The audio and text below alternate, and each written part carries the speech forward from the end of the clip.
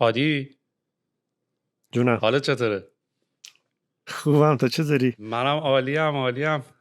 لانگ تایم نو سی به قول خارجی ها. ایرانی چی واقعا میشه؟ پارسال خیلی دوست خیلی. امسال چند سال آشنا. شد؟ چند سال شده سهیل؟ 2 سال 3 سال؟ 3 سال حتی. من اوه. فوریه 2018 برگشتم. 2018 اینجا بودم، 2019 اینجا بودم، 2020 هم دیگه تموم شد. آره 3 سال داره میشه، راست میگی. خیلی هم زود خیلی میگذره. زود ببین، میگذره. خیلی زود میگذره. اندازه یه استارتاپه. یعنی منم کلا 3 سال ایران بودم، الان 3 سالم اینجام. آره راست میگی. ولی خب انقدر که حجم اتفاقایی که میفته و درگیری زیاده، آدم گذر زمان حس نمیکنه دیگه. یه آدم جور عجیبیه. بی‌حس میشی. خب و خسته هم هستی. یعنی من احساس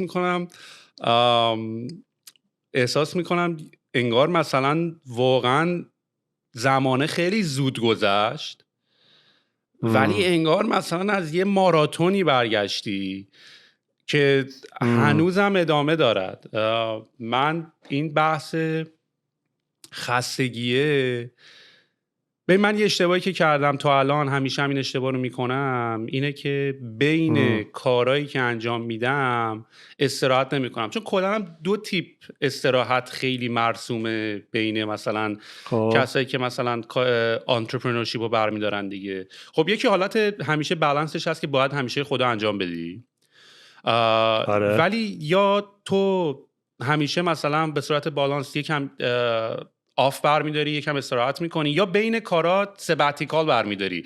یعنی مثلا 2 سال 3 سال کار کردی، یهو 4 ماه یهو مثلا قشنگ دیگه میری دوباره رفلکت میکنی و دوباره خودتو تو پیدا کدومو میکنی. انجام میدی؟ من هیچ کدوم الان تا حالا انجام ندادم. من الان منم دقیقا همینه. ببین، من واقعا از 2018 از 2008 که گریجویت شدم از دانشگاه تا الان میشه 12 سال. باورت نمیشه بک تو بک من دارم کار میکنم. یعنی یا اومدم ایران و سریع اون قضیه شروع شد، چون ایران اومدن منم به واسطه فوت پدرم، من تا اومدم ایران 2 هفته بعد شروع کردیم. یا دوباره برگشتن اینجای من، تقریبا استارتش از ایران زدیم اومدیم اینجا. و من واقعا به شخص دیگه نامپ شدم. یعنی دیگه هر کاریم بکنی دیگه نمیفهم. منم خیلی، ولی یه برهه زمانی مثلا سال 2019 سعی کردم اون استراحت‌های بینشو داشته باشم، مثلا هر هفته هر ماه. ولی واقعا نمیشه، انقدر که حجم کارت زیاده تمومی نداره دیگه. همیشه تو یه عالمه کار داری که با انجام بدی و تمامی نداره. ولی من خیلی احساس نیاز نمی کنم به استراحت و مسافرت و اینا واقعیتش. یعنی خیلی راحت شارژ میشم. آره. یه مسافرت 2-3 روزه برم قضیه حله. ولی منم از وقتی که از انگلیس برگشتم اونجا که کاملا تا خرخره زیر کار بودم، استارتاپ دومم بود که برگشتم ایران. برگشتم برای دیدار خانواده. حالا داستانش جالبه که چی شد که اصلا من ایران موندم، یه ذره تصادفی بود. برگشتم ایران برای دیدار خانواده و این صحبت ها پام شکست، زانوم. یادمه. توی پارک داشتم میدویدم، پام گیر کرد به این زنجیرهای مسخره‌ای که در پارک میذارن و کشک زانوم شکست. و این اتفاق 2 بار افتاد. یه بار دیگه هم توی بولینگ همون پایه با پلاتین توش شکست. اون دومی تقصیر خودم بود. ولی اولی این باعث تقصیر شد که من زنجیره ایران بود. بمونم تون. اولی تقصیر زنجیره بود. اولی آره بابا، اصلا زنجیره ببین بالاش یکی این نورای آبی دیدی که برای خوشگلی میذارن، نور آبی. بعد واقعا زنجیره پیدا نبود. بعد منم اصلا عادت نداشتم به این که ممکنه زنجیری اینجا باشه. خیلی تازه بود، مثلا 1 ماه بود برگشته بودم، شاید کمتر. قرارم بود کلا مثلا 1 ماه و نیم 2 ماه بمونم. بعد که پام شکست مجبور شدم به زور توی ایران بمونم دیگه. 6 ماه که کلا نمی‌تونستم تکون بخورم. بعدش خورده مثلا اینور اونور رفتم و کارهای مختلف کردم. ولی این این مجبور شدنه باعث شد که من تو ایران موندگار بشم و با این زمانبندی اتفاقای خوبی که افتاد، یعنی شانسی شد واقعیتش. یعنی اینجوری نبود که برنامه‌ریزی کنم که از انگلیس برگردم ایران و همه چی ببرم جلو.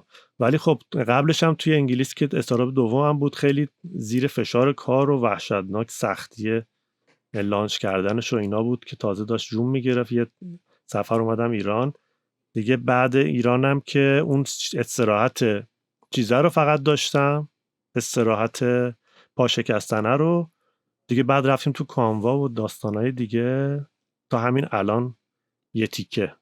ببین میدونی چرا میگی احتیاج نداری یا اونقدی احساسش نمی کنی یا با 2 روز سفر رفتن حل میشه؟ چون من اتفاقا الان توی یه استیجی از زندگیم هستم که این تجربه رو کنار هم کردم. ما الان یه ددلاین داریم 1 ماه دیگه که ددلاین خیلی داره نزدیک میشه و من دیگه اسپرینت رو بیخیال شدم، دارم ماراتون میرم. بعد چون الان دوباره مثلا خودم هم هندزان دارم با بچه ها کمک میکنم و مثلا داریم یه قسمت هایی رو میسازیم، مثلا من پریشب و دیشب با الان که پیش تو هم صبح ماست، من مثلا مجموعاً شاید 4-5 ساعت خوابیدم که اصلا ریکامند نمی کنم و لزوما هم نمیگم مثلا کار درستیه، ولی حرفم اینه که چون توی کار غرق شده بودم و داشتم کار رو انجام میدادم و دوباره مثلا داشتم کارهایی رو میکردم از قدیم، مثل کد زدن، مثل دیزاین کردن که خیلی لذت بخشه، توش گم میشی و وقتی تو فلو میری دیگه از گذشت زمان خبر نداری و شبیه کارم نیست. میدونی یعنی من دیروز جای دعوت بودم، کاملا درسته. آره دیروز جای دعوت بودم، اصلا نرفتم، اصلا نمیتونستم پاشم. هی مثلا یه چیزی ساخته بودم، هی داشتم سعی میکردم دیباگش کنم، هی نگاش میکردم، شب خوابیده بودم، مثلا هی اینجوری بودم که صبح سویل با هادی پادکست داریم زود بخواب، میدونی. بعد دوباره هی ذهنم خاموش نمیکرد، دوباره میرفتم در لپتاپ باز میکردم، دوباره یه چیزی به فکرم میرسید، دوباره انجام میدادم. جنس شبیه کار نیست. درسته، آره همینه. واقعیتش اینه که ما نمیدونم چی بهش میگن، توی بعضی از آدما وجود داره که این شکلی هن که وقتی که اول که این کار رو خیلی دوست دارن انجامش بدن، ما دوست داریم این کار رو، اصلا برامون عذاب نیست، سختیه برامون قشنگه، سخت هست ولی برامون قشنگه.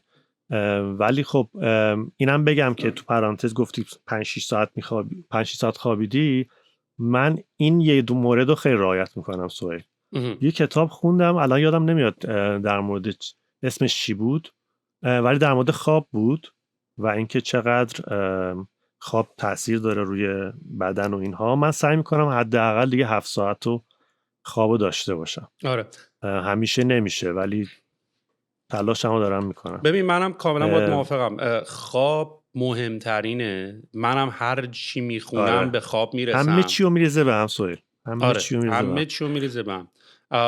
8 ساعت واقعا ریکامندد خوابه که باید انجام داد. نکته اصلیش، ولی اینم منم به خاطر این ریسرچ رو دارم کامل میکنم، نکته اصلی زود پا شدن نیست، نکته اصلی زود تو رخت خواب رفتنه. آخ چقدرم سخته واسه من، نشدنیه اصلا، یعنی نشدنیه. من میدونی چجوریم، اخلاقم اینطوریه که تا وقتی که مجبور نباشم نمیخوابم. یه بیماری دارم که اینجوری تا وقتی مجبور نشم از خواب نمیرم تو رخت خواب بخوابم. یعنی یه جورایی خیلی لذت نمیبرم از خوابیدن، اینجوری بگم بهتره. فقط موقعی که لازمه میخوابم، به خاطر همین خیلی دیر میرم توی رخت خواب و یه ذره بده. جدیدن اینطوریه، های لوپ اینطوری داره که مثلا یه مدتی خوبی، دوباره یه مدتی مثلا 3 صبح میخوابی. کلا فکر کنم توی ژن ما ایرانی‌ها یه چیزی داره که خوابمون درست نیست. ببین بعدیش هم اینه تو که نه هر چی ایرانی بود همین شکلی به خاطر اینکه آخر هفته ها رو به خودمون خیلی تخفیف میدیم. تو کافیه کل هفته زحمت کشیده باشی تا خواب خودتو درست کرده باشی. خیلی هم البته مهمه که هادی یه تست خون و اینا همه مثلا به نظر من بدن، چون تو تست خونه رو که میدی، مثلا اگه منیزیم خونت پایین باشه میفهمی که رو خوابت داره تاثیر میذاره. آهن ممکنه مثلا این حسای تینگلینگ رو روی دست و پاها به آدم بده. یه تست خون خیلی مهمه. بعد هادی آخه ببین ما توی حالا لزوما نمیگم ما ایرانی‌ها، من فکر کنم حالا همه جای دنیا این قضیه صادق هست. یه سری کارهایی که خیلی ساده به نظر میرسه رو یاد نگرفتیم. ببین خوابیدن ریچوال داره، مراسم داره، بخوای بری تو تخت خواب. میدونی اول مثلا دیدی باید آب باید بخوری، بعد وقتی تو میری باید قشنگ اولا تمام ماسلای بدنت رو ریلکس بکنی، بعد دونه دونه با حالت مدیتیشن با بدنت یه چک باید بکنی، بعد تیکه تیکه باید بدنت رو خاموش کنی، بعد باید بری توی مثلا الفا و ویو و بتا و از این داستان. میدونی یعنی ما هم همینجوری میریم من هیچ تو کدوم رخت اینا رو خواب. انجام نمیدم. آره ببین خب آخه خیلی هم نباید کانشسلی بهش نگاه، البته چرا من الان مثلا خیلی کانشسلی بهش نگاه میکنم، حداقل بدونی دیگه. آره ولی منظورم اینه که ما تو ایرانی‌ها همه کارون فله‌ایه. یعنی همینجوری میریم تو تخت، همینطوری هم تو تخت پا میشیم، همینجوری میریم سر کار، ولی واقعا ریچوال داره. آره من باید روش کار کنم. حالا ریسرچاتو به من بده، سورس و اینا تو. آره حتما. باگ خواب اونو شاید حل کردی. نه خواب من الان واقعا خواب اون قسمتاییه که تو میتونی قشنگ سر کار بگی من میخوام بخوابم، میدونی، و یارو هم نمیتونه بهت بگه یعنی چی پاشو، میدونی. خواب واقعا تخفیف نمیشه بدی به خواب. واقعا. هادی اوضاع چطوره؟ اوضاع کار که خیلی جالب نیست، به خاطر البته اوضاع ما خوبه ها پرانتز، ولی اوضاع اقتصاد جالب نیست خیلی. ما توی کانوا خب یه پلتفرمیه که فروشگاه اینترنتی میشه باش درست کرد. الان ما 2 تا محصول داریم، یکی فروشگاه ساز کانوا، یه دونم پاکته که ایمیل مارکتینگه. هر دوتاشون کانوا وضعش خوبه، ولی خب پاکت یه خورده رشدش کند شده به خاطر اینکه خب استارتاپ های زیادی از بین رفتن توی این مدت و از اقتصاد ایران که خراب بود با کرونا خرابتر شد و ما منتظریم که این اقتصادی یه ذره جون بگیره بره بالا، کمپانی ذره جدیدتر بیان، استارتاپ های جدیدتر بیان که بتونیم یه ذره ما هم بیزینس رو گسترش بدیم. ولی یه چیزی که بوده توی سال 98 اینه که بحران خدا رو شکر زیاد داشتیم. فکر کنم 3-4 تا بحران گنده بوده توی کشور که ما رد کردیم. بعد دیگه کرونا که توی سال 99 اومد، تقریبا میشه گفت که چیز بودیم، کاملا آماده برای هر گونه بحرانی بودیم و این بحران رو که رد کردیم خیلی به اون چیز یاد داد دیگه که این قضیه ها رو چجوری بتونیم حلش کنیم. مهمترین قسمتش هم که توی استارتاپ قضیه کش فلوه که من اینو توی استارتاپ دومم یاد گرفتم، چون خیلی از چیزها رو که من یاد گرفتم سهیل توی این راه کارآفرینی بر اساس تجربه بوده. یعنی هرچی الان بلدم اشتباهش رو قبلا انجام دادم، یعنی از رو اشتباه هم یاد گرفتم خیلی. قطعا اون موقع خیلی خوب سال 2010 من شروع کردم به کارآفرینی که استارتاپ اولم رو شروع کردم. یه پلتفرم بود برای ریسرچرها، خیلی مارکتینگ نیچی داشت، خیلی ایراد زیاد داشت، حالا واردش نمیشم. ولی از اونجا که شروع کردم اصلا کانسپت استارتاپ اونقدر پاپولار نبود، حتی توی انگلیس انقدر براش ایونت نبود، انقدر پویا نبود، خیلی تازه بود شروع کردنش توی انگلیس و به خاطر همین من خیلی منتور خاصی نداشتم، همینجوری داشتم توی تاریکی میرفتم میخوردم به در و دیوار و هر بار که به یه در و دیواری میخوردم یه چیزی یاد میگرفتم. توی استارتاپ دومم انگار که مثلا یه عالمه چیز یاد گرفتم، این اندازه دانشگاه شاید بیشتر یاد گرفتم توی یک شکست اولی که خوردم. توی استارتاپ دومم خیلی بهتر شد قضیه و کمتر اشتباه کردم، کمتر به مشکل خوردم، ولی یه چیزای دیگه توش باگ داشتم هنوز. یکی توی تیم بود، یکی توی کش فلو، که یعنی باگایی بود که تو اولیه نخورده بودم چون خیلی زود زمین خورده بود و به جایی نرسیدم که بخوام تیم مثلا 10-15 نفره منیج کنم یا بخوام کش فلو بالا پایین شدنم رو منیج کنم. اما این دانشا بهم کمک کرد که توی این اول که بوت استرپ کردن کانوا، به خاطر همون قضیه‌ای بود که از استارتاپ دوم یاد گرفته بودم که چجوری میشه از صفر شروع کرد و به نظرم یه تصمیم خیلی خوب برای من بود که کانوا رو بوت استرپ کنم، چون وقتی پول نداری سهیل باعث میشه که خیلی کریتیو بخوای فکر کنی، از هر جایی باید که میشه با پول در بیاری، باید اشتباه نکنی تو مسیر پروداکتت، خیلی به چیزی که مشتری میخواد نزدیک باشه. خیلی محدودیت هایی برات میذاره که کانشسلی خیلی خوبه که داشته باشیش، ولی خب هر پروداکتی هم نمیشه این کارو کرد باهاش دیگه. مثلا یک پروداکتی که والیوم میخواد که بتونه اون حالا کامیشنی که میگیره کش فلوش رو ساپورت کنه، نمیتونه این کارو بکنه. ولی وقتی که سافر از سرویس باشی یا درآمد ماهیانت از روی سابسکریپشن باشه، این قابلیت رو بهت میده دیگه. میتونی چون درآمدت پر کاستومر زیاده، میتونی بوت استرپ کنی. اون بوت استرپ کردنه یه خورده ما رو پوسکلوف کرده بود. بحران‌های سال 98 هم ماشاءالله کم نبودن دیگه. کرونا رو ما خوب هندلش کردیم فکر میکنم و یه مقدار رشد هم کردیم. حالا به سبب اینکه پلتفرم فروشگاه ساز بودیم بد نبود اوضاع. تو خوب جلو رفتیم. تو پاکت و کانوا رو الان یه کمپانی میبینی یا 2 تا کمپانی میبینی؟ پاکت و کانوا الان تیمشون یکیه ولی 2 تا کمپانی میبینمشون، چون اصلا به هم دیگه خیلی نون قرض میدن اصطلاحاً، به خاطر اینکه پاکت یه ابزار مارکتینگه و یه باگی که توی کانوا ما داریم اینه که طرف میاد فروشگاه میسازه سوئیل، خب بعد میخواد بفروشه، یه فروشگاهش یه سایت توی اینترنت، بعد اون سایت رو هیچکی نمیشناسه، چجوری باید بفروشه این محصولاشو؟ راهش اینه که بیاد مارکتینگ کنه دیگه، بیاد مشتریاشو برگردونه، که توی ای کامرس هم ایمیل مارکتینگ خیلی خیلی چیز جوابیه، فوق العاده است. و این باگی بود که ما تو کانوا داشتیم. خیلی به هم دیگه کمک میکنن، سینرژی زیاد دارن ولی 2 تا کمپانی میبینمشون. آره. و من یادمه که توی ایران واقعا چنل ایمیل یکی از قوی ترین چنل ها بود. هنوزم اینطوری هست؟ آره هنوزم همینطوریه. خیلی ها فکر میکنن به خاطر اینکه ما از مسنجرها استفاده میکنیم ایمیل دیگه اونجوری جواب نمیده، ولی واقعیتش اینه که اصلا چنل ایمیل فرق داره، متفاوته، اصلا جایگزین نداره. تو نمیتونی با SMS ایمیل رو جایگزین کنی، با تلگرام نمیتونی جایگزینش کنی، با اینستاگرام نمیتونی. اونا یعنی روششون برعکسه. شما ایمیل رو پوش میکنی به اینباکس طرف، بعد اون توی اون لیستش میاد میبینتش. ولی تو سوشال میدیا اینجوری نیست، الگوریتم تصمیم میگیره که اون طرف ببینه اینو یا نبینه و اولش باید بیاد شما رو فالو کنه، انگیج داشته باشه با محتوات تا بتونه محتوات رو ببینه. و جنس محتواشون هم متفاوته، اصلا هدفشون فرق داره.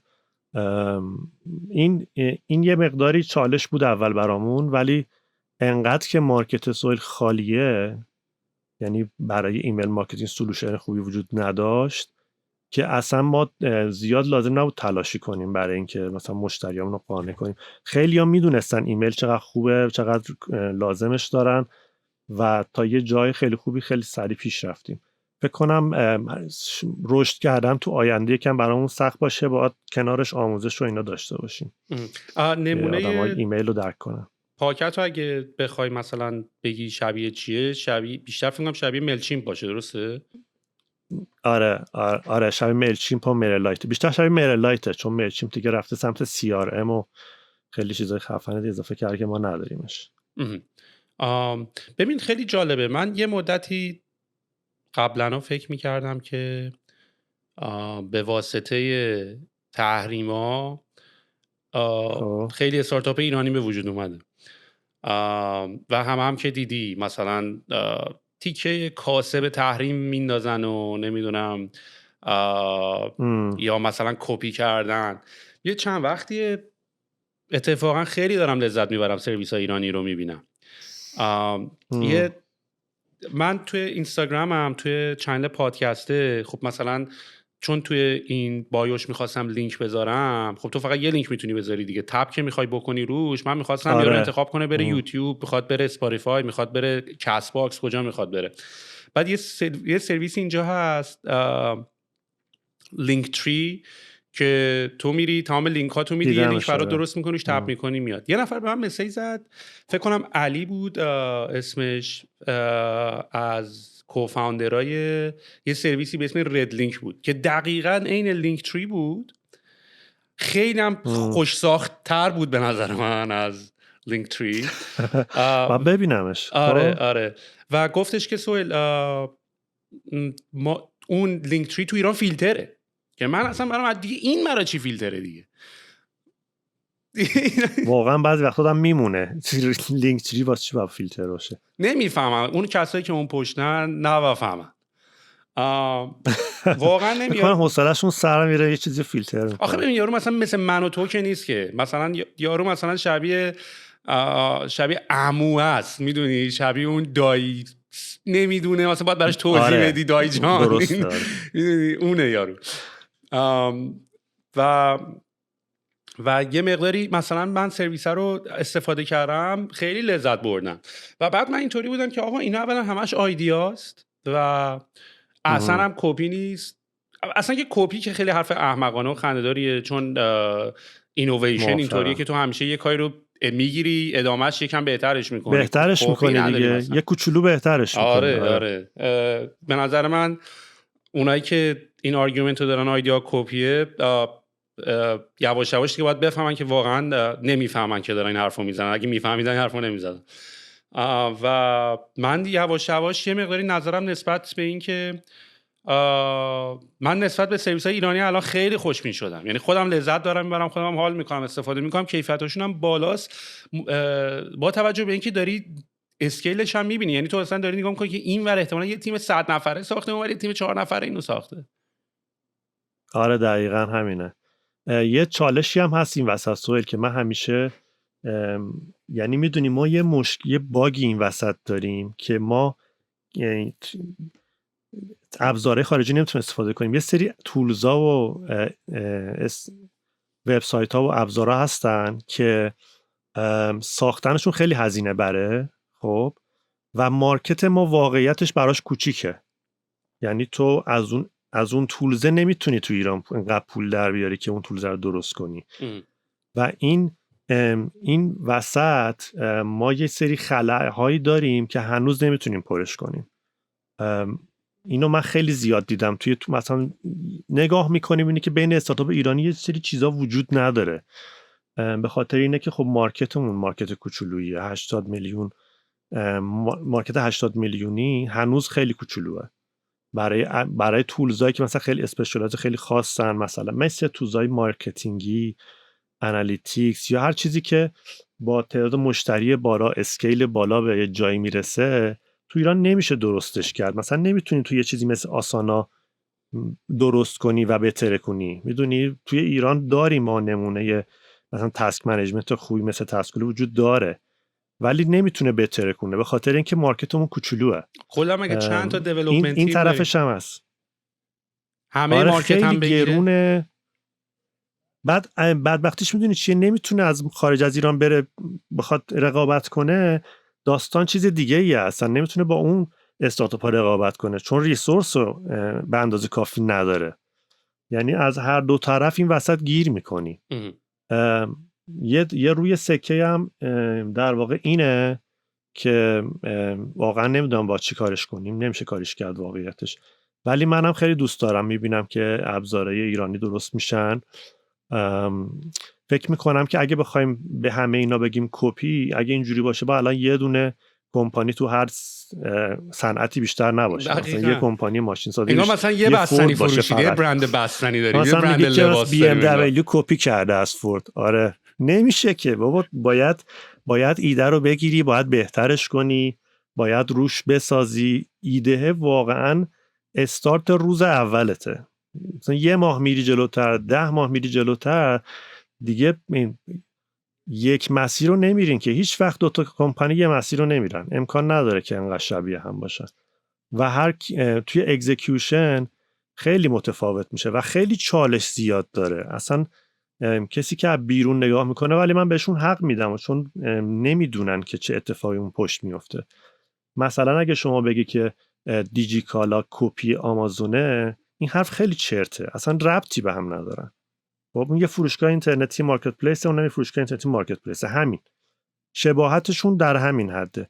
داخلش خیلی متفاوته، پروسس هاشون خیلی متفاوته، تولزاشون، جای بستری که توش دارن کار میکنن، قوانینشون، زیرساختها اصلا قابل مقایسه نیست. یعنی نمیشه اینجوری مقایسه کرد و دلیلش هم اینه که از داخل اون استارتاپ آدما خبر ندارن، خیلی معمولا تجربه این کارو ندارن، کمی از بیرون شاید شبیه به نظر بیاد ولی داخلش خیلی متفاوت و چالش‌های خودشو داره. آخه این ورم تو آمازون، فقط آمازون که نیست، مثلا والمارت هم رقیب آمازونه، 1000 تا جای دیگه هم آره نمیشه اصلا اون آرگومنت که هر کی یه ایده رو داشته باشه دیگه تمامه، اصلا میدونی مثل دوران زمان شاه میمونه، مثلا یک حتی عقب‌تر کمونیسم میشه، مثلا یه دونه کمپانی فقط اون بیسکویت میزنه دیگه تموم شد. اون مال خیلی وقت پیشه، مال قرن‌ها پیشه. ولی هادی اون که جواب نیست. دقت کردی؟ یعنی شاید حالا مثلا این حرفی که من زدم که گفتم با سرویس‌های ایرانی خیلی دارم حال میکنم، یه دلیلش هم اینه که من فکر کنم الان من و تو دیگه پیر شدیم، یه جوری میشیم، حالا نمیدونم نسل چندم این داستانای استارتاپ ها میشه، ولی حداقل از اون الان ویو بعدیه. آره. و خیلی مچرترن. یعنی ببین الان واقعا بچه ایرانی اصلا کلن حتی تو هایرینگ های خارج از کشور که بچه که از ایران اپلای دارن میکنن خیلی مچرترن، سرویس های ایرانی خیلی مچرتره، همه چی خیلی بهتره. و مثلا من یادم یه زمانی مثلا ما اون موقع که مثلا می‌خواستیم لنگویج مثلا ریحون انتخاب بکنیم برای اینکه رو چی بنویسیم، یعنی هنوز مثلا من هیچ کوفاوندری نگرفته بودم و هنوز با کسی پارتنر اپ نکرده بودم، خب چون می‌خواستم من پارتنرای مثلا برنامه‌نویس بگیرم، خب خیلی برام مهم بود که مثلا پارتنرام توی چه لنگویجایی مثلا پروفیشنتن. و اون موقع یادمه که مثلا اون موقع اصلا ریاکت و اینا که نبود هنوز، مثلا بحث مثلا روبی آن ریلز بود و نمیدونم پی اچ پی بود که من یادم یه بار با فرهاد صحبت کردم، به من گفت اصلا سمت روبی و اینا نرو که ریسورس پیدا نمی‌کنی، واسه همین ما هم شروع کردیم رو پی اچ پی لاراول نوشتیم اون موقع، که بعدش البته تبدیل شدیم به ریاکت. ولی دارم نگاه میکنم چالنج‌های اون موقع و الان چقدر مچوریتی بالاتره. آره به کامیونیتی افکت دیگه. من فکر میکنم که اون کامیونیتیه وقتی کنار هم آدما میان سهیل از همدیگه یاد میگیرن، با دیدن همدیگه خیلی، یعنی انقدر این افکت قویه و محکمه که خیلی هم دیده نمیشه ها. کامیونیتی خیلی موثره وقتی که شما از حال همدیگه خبر داری، اون شرکت چه تکنولوژی استفاده میکنه، این مثلا دوست من تو اون کمپانی از چی استفاده میکنه، همین جرقه ها باعث میشه تو بری دنبالش، بری خودت یاد بگیری. تو صنعت ما هم سلف لرنر بودن یه چیز نرمالیه، آدما میرن خودشون یاد میگیرن، میرن اون مسیر رو تا تهش رو میرن جلو و این دیدنه خیلی کمک میکنه. من فکر کنم که استارتش به خاطر اون کامیونیتیه بوده که وقتی چند تا کمپانی خیلی پیشرو و پایونیر اومدن توی داستان، اومدن گفتن خب اینجوری باید برید جلو، باید از این تکنولوژی استفاده کنیم، باید دیزاینتون این شکلی باشه، بقیه خیلی قشنگ فالو میکنن. این به نظرم دلیلش اینه. منم واقعا لذت میبرم وقتی میبینم که انقدر کامیونیتیمون داره رشد میکنه. شاید باز یه چیزی هم از سوال در موردش حالا حرف میزنیم، الان وسط این نمیگم بهت، ولی کلن این پیشرفته خیلی لذت بخشه دیدنش و فکر میکنم ما الان داریم خیلی پیشرفت میکنیم تو این زمینه‌های اسکیل‌های فردی و شخصی. شاید کمپانیامون درجا دارن میزنن یا خیلی رشدشون کمه، ولی اینم یه پروسس یادگیریه دیگه. بحران اقتصادی رو باید بتونی از توش رد شی، اینم یه چیزیه که باید یاد بگیریم. اینکه مثلا یه روز کار داری فردا نداری هم جزئی از زندگی پروفشنالته. ولی چیزی که می‌خواستم بهت بگم اینه که یک سری چیز در واقع اخلاقای منفی هست که این خیلی رو اعصاب منه، که دیدی من تو کامیونیتی یه سری آدم هستن که همه انرژی منفی میدن بیرون، که نه ما خیلی افتضاحیم، ما مثلا گند زدیم ریدیم، مثلا این چه وضعیه، استارتاپ مرد، یکی میگه که نمیدونم ما کپی همه ایم. من فکر کنم که این خودزنیه یه چیزیه، یه معضل فرهنگیه که باید حلش کنیم. خیلی خیلی بده، یعنی برای برای پیشرفتمون خیلی بزرگترین مانع پیشرفت ما ایرانی ها و کل کشور ایران اینه که ما خودزنی خیلی میکنیم. یه زمانی انقدر اکسلراتورها خوب شده بودن، زیاد شده بودن، تیکه آدم‌ها این بود که هر ایرانی یک اکسلراتور. خب مثلا من واقعا با این قضیه نمیتونم کنار بیام، میره رو اعصابم. چرا باید همچین حرفی بزنی؟ آدما دارن تلاش میکنن تو اون سکشن یه رقابتی شکل میگیره، یه خیلی چیز طبیعیه یا مثلا هر ایرانی یک صندوقه. این جمله که شروع میشه بغلش چیزی میذاره، این نشونه خیلی خوبی نیست. به نظر من اخلاقیه که ما باید توی خودمون دنبال ریشش بگم. هنوز دارم میمه دیگه فکر میکنم. میفهمم کاملا حرفت رو. قسمت میمه شد متوجهم، ولی کلا دارم اون نگاتیویتی رو میگم. اینکه همیشه خودمون رو میزنیم. خب هادی ببین من کاملا با حرفت موافقم و خب ببین آخه ما بازی رو هم تو مثلا به قول خودت میگی ما باید مثلا با چالش اقتصادی و اینا مثلا باید یاد بگیریم. خب ولی ما از لول 10 ما از لول آخر داریم شروع میکنیم. لول اولی مثلا اول شرکت مثلا شروع میکنه یه شرکت نوپاز، مثلا تو لول آمازون تو داری مثلا با شرایط اقتصادی دیل میکنی، ما با شرایط اقتصادی دیل میکنیم، آخر مثلا شاید لول 10 مثلا شرکت میزنیم. و به نظر من ولی میدونی من کاملا حرفتو میفهمم، ولی نکتهش اینجوریه که من و تو هم دو حالت داریم دیگه. من و تو هم یا میتونیم نگاه کنیم بگیم چرا یه سری آدما قور میزنن و چرا این حرفا رو میزنن، ولی از یه طرف دیگه مثلا میشه سعی کرد آدم خودشو بذاره جای اونا و مردم خستن، مردم اذیت شدن. من احساس میکنم یه مقداری همدردی کردن و میفهممت. میدونی ما ایرانی‌ها علل خصوص من، میدونی یعنی شخصیت من که اصلا اینطوریه، فیدبک خوب دادن بلد نیستیم ولی خدای فیدبک بد دادنیم. میدونی یعنی اگه شاید به اون فردم بگی که آره بیفهمم تعداد اکسلراتورها زیاد شده، ببین ما کانورسیشن نداریم. میدونی مشکل توییتر و مشکل جاهای دیگه اینه که ببین دلیلی که پادکست من 1.5 ساعت اینه که من میخوام کانورسیشن داشته باشم. من نمیخوام در 2 جمله کلیدی و طلایی همه چی رو خلاصه کنیم بره.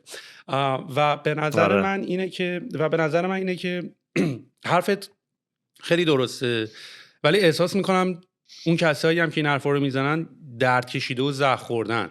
یعنی اول بیایم باهاشون صحبت کنیم، باهاشون همدردی کنیم و بگیم آره میفهمم، آره تعداد اکسلراتورها خیلی زیاد شده، خنده است، مثلا اینطوریه و بعد در یک کانورسیشن 20 دقیقه نیم ساعته اینا رو آدم راجبشون صحبت بکنه. یه مقداری من احساس میکنم این حس همدردیه از بین رفته. میدونی ببین بحث ساده که من و تو میخندیم میگیم فیلتر کردن، ببین ولی خب سخته. میدونی واقعا سوال راحتی نیست. از این وریو میبینی دارن چی کارا دارن میکنن، داری میبینی، داری مثلا اخبارا رو داری میخونی، مثلا برداشتن سایبر اتک کردن و اگر مثلا این پورتا من نمیفهمم اونقدی مثلا بحث بخوام مثلا بحث تکنولوژیکالشو بکنم که چه اتفاقی داره نمیفهمم، ولی میدونم که سوالای ساده ای نیست و جوابای ساده ای ندارد. آره ولی من یه ذره کلی‌تر بود طرفم سهیل. به نظر من توی منطقه ما فرای ایران، توی منطقه ما کلن این منفیگرایی تو ما خیلی ریشه داره. خب و فقط هم تو بحث تکنولوژی و کار نیست، توی فرهنگمون هم هست، توی شادی و غممون هم هست. اون قسمت تیرهه پررنگتره. همیشه مثلا عزاداریه پررنگتر از شادی است. همیشه اگر یه چیزی من به تو میگم، یه ایده‌ای میدم، یه حرفی میزنم، تو نمیگی چقدر جالب، ممکنه مثلا یه اتفاق مثلا جالبه مثلا، ولی تو اینو به یه نفر بگی نه این که کار نمیکنه، به درد نمیخوره. میدونی یکم نمیدونم میتونم خوب منتقلش کنم یا نه، ولی یک ذره ما اپروچمون به این قضیه کلا منفی هست. توی کارمون، تو زندگی شخصیمون، توی چیزهایی که در موردش نمیدونیم، همیشه قسمت منفیه رو میریم سمتش، در حالی که توی غرب اینجوری نیست. یعنی شما با یه ایده خیلی احمقانه مسخره مثلا میاد شروع میکنه به زن ماها، مثلا میگه اسنپ چت یعنی چی؟ مثلا یه مسیج میدی 2 دقیقه دیگه میره. مثلا خیلی اگه اونو می‌خواستیم تو ایران استارتشو بزنه قطعا به هیچ جایی نمیرسید، چون همه میگفتن این چیه، مسخره است، به درد نمیخوره. ولی تو اینو میری شروع میکنی یه سری توی جوامع دیگه فیدبک میگیری، میگه چقدر جالبه، چقدر این دیده توی جاهایی که الان کامیونیتی استارتاپ انقدر رشد کرده با ما متفاوته. یعنی این که باز باشه یه کمی ذهنشون نسبت به چیزهای جدید، نسبت به ایده های جدید، نسبت به کارهای جدید، نسبت به تغییر، و این باز نبودنه جلوی پیشرفت ما رو میگیره. این به نظرم یه چیز فراتر از اون درک است. تو زمان خوب هم شما بری مثلا تو اوج رشد اکوسیستم استارتاپی و همین اتیتوده بوده سوهل، حالا یکم کم رنگ‌تر، ولی این یه چیزه به نظرم فرهنگی دیپه که از خونه شروع میشه، از پدر مادر شروع میشه، از مدرسه شروع میشه که ذهن ما رو باز کنه نسبت به ایده های متفاوت.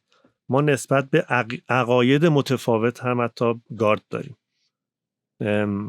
و فکر میکنم مثلا اگه همه عین هم نباشن، یه نفر متفاوت لباس بپوشه، متفاوت حرف بزنه، یه جور دیگه نگاش میکنیم. میدونی این خیلی دیپتر از اونه و این یه معضله، به نظر این معضله خیلی بزرگ فرهنگیه که نمیدونم راه حلش هم نمیدونم چجوری با حلش کرد. یکی از مشکلات اساسی ما مدرسه است و خانواده ها هم واقعا به خاطر اینکه خانواده های ما هم خودشون از زمان قدیم و از برای همه از یه جایی دارن میان، خیلی نمیشه ازشون اکسپکتیشن مدرن بودن داشته باشی. آره. خب یعنی خودشون هم مثلا از شهرستان پشتن اومدن و خودشون هم تازه کندن. میدونی خیلی از پدر و مادرهای ما هم خودشون به زور کندن دیگه، مثلا اینجوری که آقا ما دیگه تا اینجا اومدیم دیگه، بقیه راه واسه تو، بقیه‌اش با تو. آره. ولی مشکل، ببین من مثلا اولین باری که من از ایران اومدم بیرون، ببین مثلا من رفتم دانشگاه، بعد مثلا یه اتاق سالن خیلی بزرگ بود، اینا دیدی مثلا سالن بزرگ تخت 8 طبقه روی دیوار مثلا استاد داره می‌نویسه.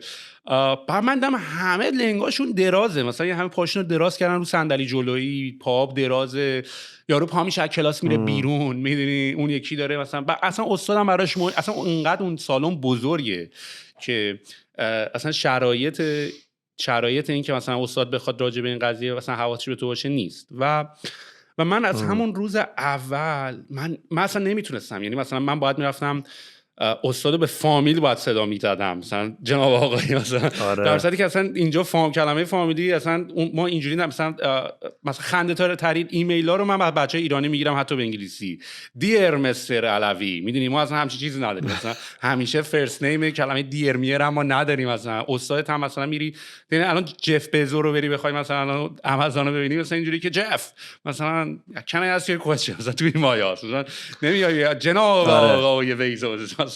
و من این کالچر شاکر دکتر بیزوس، آره.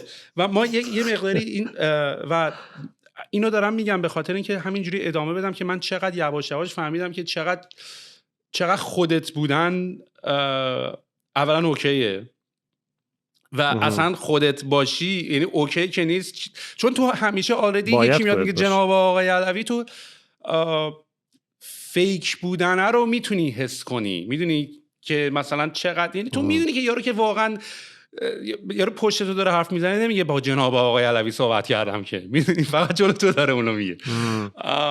و یکی این ریلکس بودنه رو من فهمیدم. و تو وقتی میای میبینی که تو توی دانشگاه دارن بهت موزیک درس میدن، سکس مثلا استاد تیکه میندازه بهت که با بغل دستیت سکس داشتی مثلا، میدونی، یا مسائل اینطوری، تو تمام این داستانای تو سطح آموزش فکریت میره بالاتر. میدونی الان من حتی این کمدیای داخل ایرانم میبینم، کمدیای ایرانی که دیگه دیدی جالب شده، اولا که چند تا پاتک یاد گرفتن، یکی اینکه اگه فیلم خارجی باشه تو میتونی بی‌حجاب باشی و فیلم میتونی کروات داشته باشه و مشروب داشته باشه و رنگ و لعاب داشته باشه.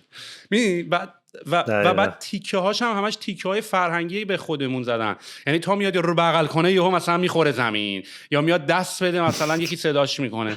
اینا دیگه خودزنیه، میدونی؟ یعنی درسته که یه تیکه انداختنی هست، ولی دیگه از تیکه انداختن به نمک ریختن داره تبدیل میشه. و بعد اینا یواش یواش تو فرهنگ دیگه به جلو نمیریم. دقیقاً اینا تو فرهنگ ما یواش یواش اینا تابو میشه. یعنی تو واقعا مثلا راجع به مثلا سکس صحبت کردن تابو میشه، راجع به موزیک. تو وقتی موزیک تو نه دانشگاه درس دادن، نه مدرسه اجازه دادن، نه تلویزیون نشون داده، میدونی واقعا چجوری میخوای انتظار داشته باشی صنعت وقتی گیتاریست نداری که کنسرت بذاره، صنعت نورپردازی نداری، صنعت صدا برداری نداری، صنعت تیکت مسترشون نداری، خیلی صنعت نداری، میدونی اصلا نداری، هیچی نداری. دقیقاً چیزی که هست اینه که ما پذیرای اینجوری بشه گفتش پذیرای تفاوت نیستیم تو هر زمینه‌ای. اگر که لباسش فرق کنه، چهرهش فرق کنه، نمیدونم، یا حتی برید توی لولای ببینید که مثلا طرف معلوله یه جور دیگه نگاش میکنه، به همین برمیگرده. تفاوتو ما نمیتونیم حذف کنیم. تفاوت عقیده حتی، که این خیلی توی رشد فرهنگیمون تاثیر داره. من یه داستانی بگم. اول که اومده بودم انگلیس، تازه با استارتاپ اکوسیستم استارتاپی لندن که آشنا شده بودم، یه ایونتی رو رفتم، حالت نتورکینگ داشت. رفتم تو اون ایونت با بقیه حرف میزدم و نتورکینگ میکردم. خیلی برام عجیب بود که انقدر اوپن بودن نسبت به حرف زدن و با بقیه ارتباط دادن و کمک کردن، در حالی که تو چون هم فکر که من راه انداختم ایده از همون ایونت های توی لندن بود. توی ایران وقتی که این کارو میکنی، طرف خیلی جدی میاد تو روت بهت میگه خب چرا داری کمک میکنی به بقیه؟ یعنی عجیبه، یعنی چرا نکنم این کارو؟ یه روز من به تو کمک کنم، یه روز تو به من کمک میکنی. این تفاوت خیلی زیاد بود. یا ما انقدر راحت و خودمونی مثلا تو با یکی حرف میزنی، بعد میفهمی که مثلا طرف سی او سانکی که نه خودشو میگیره، نه میگه که من وقت ندارم بیام توی این ایونت ها. این تفاوته توی سرعت پیشرفت ما موثره، قطعاً جلوی پیشرفت سریع ما رو میگیره. اگر که ما توی ایران ایونت به اسم همفکر داریم که هر هفته داره برگزار میشه برای نتورکینگ، توی 30 تا شهر ایران هست، ولی ایمپکت خیلی زیادی هم داشته. خودم من و حمیدرضا بهش خیلی افتخار شامل حال منم میشه، ولی خیلی یعنی میتونه بیشتر باشه. شروع وارد شدنم به اکوسیستم استارتاپ ایران از همفکر شروع شد. یادمه، آره، توی آواتک بود اومدی، با آواتک آشنا شدی.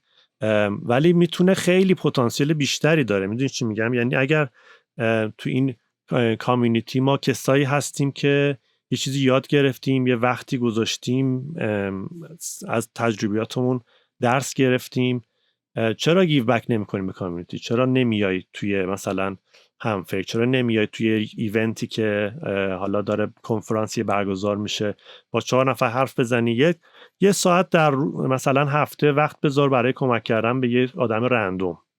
میدونی این چیزا خیلی مهمه سوال توی اکوسیستم و توی رشد شخصی. من خودم به این نتیجه رسیدم که خود من از این قضیه منتفع میشم مستقیما. یعنی من وقتی به یکی کمک میکنم، به یکی مشاوره میدم، با هم فکری میکنم باهاش، در حین این که تو داری در مورد اون چیز فکر میکنی، مرور میشه اون تجربیاتت، با چیزای جدید کشف میکنی. اون دیتایی که تو مغزت مرور میشه مثلا از تجربه مثلا استارتاپ دومت میاد دوباره برای اون طرف داری بیان میکنه، به چیزای جدید میرسی، خیلی سالیدیفای میشه تو ذهنت، هک میشه تو. فکر کنم که مستقیما هم خیلی مهمه که این کار رو انجام بدیم و این پذیرش تفاوت و کمک به بقیه و اینا چیزاییه که من به نظرم توی فرهنگ غرب اگه وجود داره، به خاطر نایس بودن و خوب بودنشون نیست، واقعا برای پیشرفت خودشونه. تو فرهنگ غرب هادی هیچی وجود نداره. انقدر زیادن اینور. ببین ما به خاطر یه ایران و فرهنگ غرب 2 تا شده، یعنی یا ایرانه یا فرهنگ غربه. خب ببین اینا خیلی درامتر از ما، بنده خدا. خب ولی زیادن، میدونی، یعنی انقدر اینور زیادی که همه چی تو میبینی، میدونی تو ترکی میبینی، تو استونی میبینی، مثلا تو از خود ایرانش کلی آدم میبینی، از کل کشورهای دیگه کلی آدم میبینی، انقدر زیادن همه چی میبینی و این دایورسیتی همه چی دیدنه خیلی باحاله. میدونی ببین من الان یه دقیقه الان از طبقه 16 برم پایین، ببین من الان برم تو خیابون، یارو داره با گیتارشو گوشه رو کولش داره راه میره، تمام صورتش تتوی میبینم، یارو رو با کت و شلوار میبینم، یارو رو با لباس تئاتر میبینم، یارو رو همه چی من میبینم، تفاوتو میبینی و خیلی و اولا اصلا تو به جای که بخوای شبیه هم باشی دنبال یونیک بودنی و خیلی جالب و جذاب هست. و این شماره‌ای که ببین گفتی، ببین ما اتفاقی که میفته اینه که ببین مثلا من الان چند وقت پیش داشتم به ویدیوی پادکستمون با حمید رضا دوباره گوش میدادم. من باورم نمیشه، منی که داشتم به صورت مستقیم با این آدم صحبت میکردم، بعد از گوش کردن دوباره چقدر حرف جدید من از توش کشیدم بیرون و چقدر چیزها رو من نشنیدم، چجوری نشنیدم. و خودم به پادکست ها که نگاه میکنم هم در تایید حرف تو از حرفای خودم یاد میگیرم، یعنی این دقیقاً بلند فکر کردنه به خودم خیلی کمک میکنه. و اینی که تو مودای مختلف حرفای یکدیگر، مثلا من حرفای حمید رضا رو که گوش میدادم اصلا اینجوری بودم که من اصلا با این دید به این قضیه نگاه نکردم، یا شاید حالا توی استیت آف مایند ریلکس تری بودم، داشتم به حرفاش گوش میکردم، یا تایمش گذشته بود. ولی همین تجربیاتی که با خودت میکنی، با شخص خودت ببین تو نمیتونی به یکی بگی آدما رو زود جاج نکن تا زمانی که واقعا یه همچین تجربه مثل من برات اتفاق بیفته که واقعا میری حرف یه نفر رو ضبط شده دوباره گوش میکنی، این اصلا اون چیز نبود که داشت میگفت، یا اون احساس نمیخواست به تو بده، یا داشت مثلا راجع به این موضوع صحبت میکرد، یا این حرفو تو اصلا اینو گفت نشنیدی. و بعد تو انقدر یواش یواش این فلو و این کاستیا رو تو خودت تجربه میکنی که دیگه یواش یواش قدی تو دراپ میکنی، قدی تو میندازی، به خاطر اینکه میدونی که حتما یه جای کار توه داره میلنگه. آره و خیلی هم اسکیل مهمیه دیگه. یه ذره حالا من فکر میکنم که خود من یه ذره طول کشید این چیزا رو یاد بگیرم. شاید مثلا اگه 10 سال زودتر یاد میگرفتم، شاید تو خانواده توی مدرسه این چیزا رو به ما یاد میدادن، خیلی جلوتر بودیم دیگه. این حالا چیزیه که بعضی از چیزا هم هست سوال که نمیشه با کتاب خوندن یاد گرفت. مثلا تو نمیتونی کتاب بخونی بری شنا یاد بگیری. باید بپری تو آب، دست و پا بزنی تا بتونی شنا یاد بگیری. خیلی چیزا این شکلیه. فروش هم همینه.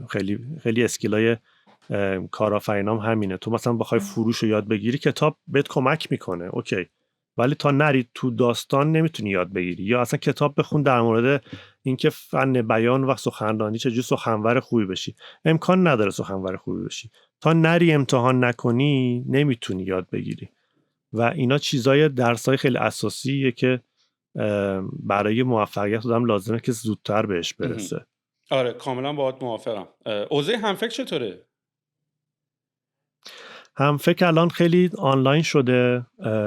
در واقع ما یه مدت خیلی طولانی تعطیلش کردیم چون من خیلی اعتقاد به نتورکینگ آنلاین ندارم، خیلی کار نمیکنه.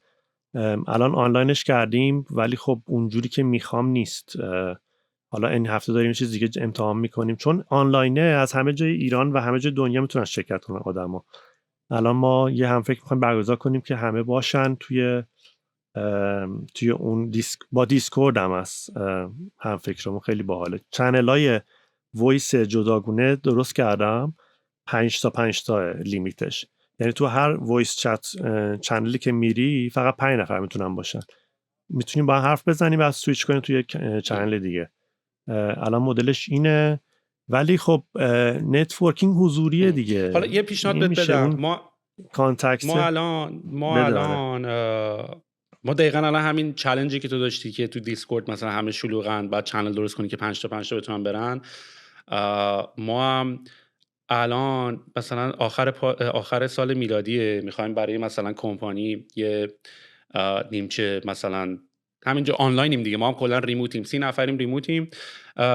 میخواستیم که همه جمع بشیم و اینجوری بودیم که آقا تو زوم کال نمیشه، مثلا زوم کال باید یه نفر حرف بزنه باید بقیه گوش کنن. و برای اینکه بتونیم مشکل رو حل بکنیم الان حالا هنوز داریم پلنش میکنیم و داریم از یه سرویسی استفاده میکنیم، یه چیزی شبیه بازی اسمش gather.town. نمیدونم شنیدی یا نه، اینم برو نگاه کن. این حالت اسپیشال انوایرمنت. خب و تو یه سری بازی از این بازی 16 بیتی هاست، با یه سری کاراکتر داری، خیلی رو با W A و S یا اروکیات میتونی بری این ور اون ور رو نقشه. بعد آدما که رو نقشه میرسن به هم، مثلا تو میتونی یه وسنتی براش مثلا تعریف کنی، یه شعاعی براش تعریف کنی که این آدما توی یه دایره اومدن، وب کماشون اونجا روشن میشه. یعنی توی یه نقشه واقعی آدما که میرن کنار هم میتونن با هم صحبت بکنن. پس به جای که یعنی مثلا تو دیسکورد به جای که این روما رو جوین کنی و بیای بیرون و دیلیپ صدا بده و بعد تو بخوای یهو بری یه جای اینا، اینجا تو فقط میتونی تو نقشه بچرخی. و جالبیش اینه که مثلا تو میتونی یه پی دی اف فایل بذاری وسط و همه دور پی دی اف فایل جمع شن، پی دی اف فایل رو میبینن و دارن همه با هم صحبت میکنن، یا یه ویدیو یوتیوب رو دراپ کنی اون وسط. اینم ایده بعدی نیست اگه بخوای، اصلا اسمش هم فکره، نگاش بکن حتما. gather.town. آره حتما میبینم. آره تا 20 نفر حتما. ترایب چطوره؟ 20 نفر رایگانه، فکر کنم بالای 20 نفر بعد سابسکریپشن فی خیلی کوچیک بدید. آره 20 نفری خوده واسه ما فکر کنم بتونیم تستش کنیم، مثلا یه هفته ایمیل نزنیم، فقط سوشال باشه. اصلا شهر رو میتونی آنلاین درست کنی، چون باحالیش اینه که مپ میکر داره، یعنی تو میتونی تهران رو درست کنی واقعا. اصلا نکتهش اینجوریه که مردم میتونن مردم میان لی‌آوت های آفیسشون رو درست میکنن، واقعا میرن یارو واک میکنه تو اتاقی که مثلا اون کسی که مثلا همکارش اونجا داره کار میکنه. به نظرم ایده بدی نیست. مثلا الان که دارم بهش فکر می‌کنم کره زمینه یکی ریکرییت بکنه به زودی، ولی مثلا میتونیم مثلا یه جا رو درست بکنیم. آره خیلی باحال. این کلا یه چالش دیگه‌ای هم که ما داریم، حالا بس چالشامو بگم تو داری سولوشن میدی همینطوری. یه چالش دیگه‌ای که ما داریم، نمیدونم شما به این قضیه خوردین یا نه، ما وقتی که هایرای جدیدمون میاد توی مثلا تیم اضافه میشن، یه خورده میدونی چون همه ریموتیم اون ارتباط انسانی شکل نمیگیره.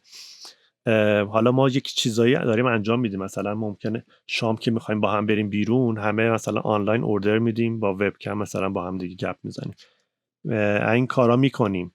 ولی خب چالش ریموت کار کردن این چیزا هم هست دیگه، اون کالچر و ارتباط انسانی شکل نمیگیره، یه ذره سخته. من یعنی منتظرم که سریع تموم شه، ما سریع برگردیم تو آفیس. اصلا کار ایده ریموت کار کردن همیشگی واسه من نشدنیه، نمیتونم باش ارتباط برقرار کنم.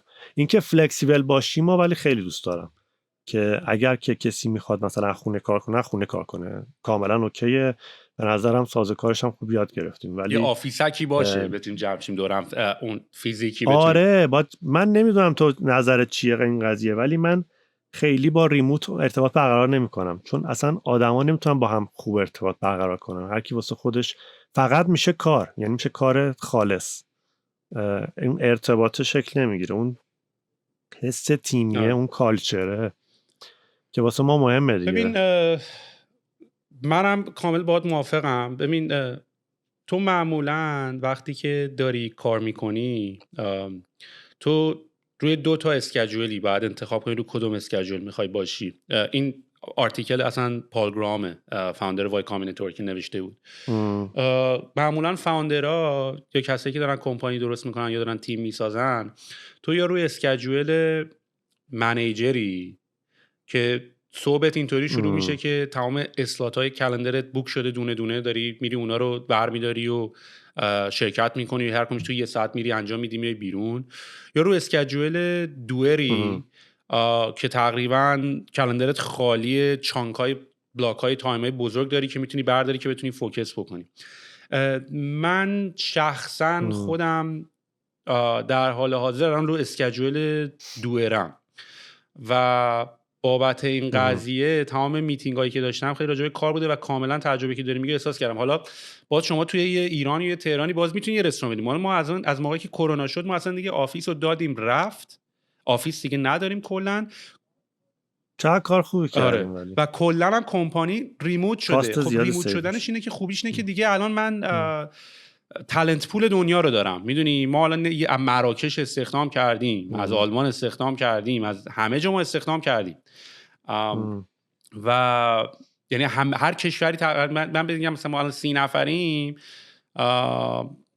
هر کی از یه جایی هست واقعا. آره و این جالبه، ولی چون خیلی سرمون شلوغ بوده، ببین مثلا الان داریم گدر دات تاون رو داریم مثلا داریم ستاپ میکنیم، ما خیلی روی ویدیو سنگینیم، لوم، یعنی مثلا end of the day update داریم، مثلا friday update داریم، هی ویدیوهای یه دقیقه‌ای asynchronous، یعنی قرار نیست ریل تایم باشه. ببین خیلی نکته‌های مثبت خوب داشت و داره. یکی این که تالنت پولت همه دنیاست و فقط یه جای آدما نیستن. دو اینکه از ریل تایم بودن صحبت کردن، یکی بیاد بزنه روشونت آقا یه سوال ازت بپرسم، تبدیل شد به ایسینکرونس صحبت کردن و ریل تایم نبودن، همزمان نبودن. یعنی تو میتونی یه چیزی بسازی، یه ویدیویی درست بکنی بذاری، مثلا یارو سر تایم خودش، یعنی این تایم، اینی که همه باید هم اسکیجول باشن از بین رفت. اینم خیلی اتفاق خوبیه. ولی خب حرفایی که تو میزنی من الان دارم به شدت دیگه احساس میکنم میس آندرستندینگ و اشتباه فهمیده شدن زیاده، به خاطر اینکه فقط یه دقیقه میری توی یه صحبتی میکنی و ممکنه هم میتینگ قبلی اثرات خورده تو میتینگ بعدی هم خودت خالی میکنی، بعد این بعد همش راجع به کاره و بعد اصلا این احساس فیس تو فیس بودن رو نداریم. من باورت میشه ما چون تقریبا موقعی که آفیس رو دادیم رفت فقط ما 4-5 نفر همون تیم اولیه بودیم. الان که 30 نفری، من 30 نفرمون رو تا حالا نزدیک ندیدم. آره منم چند وقت پیش بود که یه دونه شام آنلاین داشتیم، یکی از بچه هامون که اومد توی ویدیوشو روشن کرد و اینا، همه بچه گفتن مهدی، ما مهدی رو تا ندیده بودیم، ما چون توی دیسکورد بیشتر وایس صحبت میکنیم و من یه خودت خودم منم ندیدم مهدی رو، اصلا هایرش کردیم توی شهر دیگه است، توی یزد. ما هم تیممون خیلی الان من فکر کنم که 3 نفر از تیم ما خارج از تهرانن، 4 نفر، یکیشون تو فنلانده، یکیشون توی بوشهر، یکیشون توی یزد، جای مختلف داریم. آره این فلکسیبیلیتی خوبه به نظرم. بهترین ایدئال ترین حالت میشه میکس دیگه، یعنی تو فیزیکی داشته باشی، یه سریا ریموتن، ایدئالش اینه که اون یه سری هم که ریموتن همیشه ریموت نباشن. به نظرم این خیلی جوابه، خیلی خوب. الان زاویه و اینا بازن الان چجوریه؟ الان اصلا شیرد ورکینگ اسپیس تو ایران همچنان مثل قدیمه که داشت به وجود می اومد رو پا موند؟ به نظرم خیلی الان وضع کوورکینگ اسپیس ها خیلی خوب نیست. اونایی که پشتوانه‌ای دارن خب زنده موندن و دارن خوب کار میکنن، ولی نه خیلی خوب نیست. من مثلا توی فینووا که خودمون هستیم مثلا بعضی وقتا میرم، جمعیت 1/3 شده. در بهترین حالت نصف آدما میان، واقعا نمیان دفتر دیگه، کسی نمیاد. و این شاید حالا یه چالشی باشه که من فکر کنم که توی ایران هم حداقل 8 ماه 9 ماه دیگه ما این وضعیت کرونا رو ادامه خواهیم داد. بر خلاف بقیه دنیا ما یه خورده عقب خواهیم بود دیگه. بالاخره کشورهایی که ثروتمندترن سریعتر به اون واکسینیشن و چیزهای مختلف میرسن، یه خورده این زمانه بیشتر توی ایران طول میکشه و جاهایی مثل کوورکینگ اسپیس ها متاسفانه خب یه تعدادشون میمیرن دیگه، از بین میرن، که خیلی حیفه. خیلی هم کانونای خیلی خوبیه برای کامیونیتی و برای رشد و خیلی جای جذابیه. من خیلی دوست دارم کوورکینگ اسپیس رو.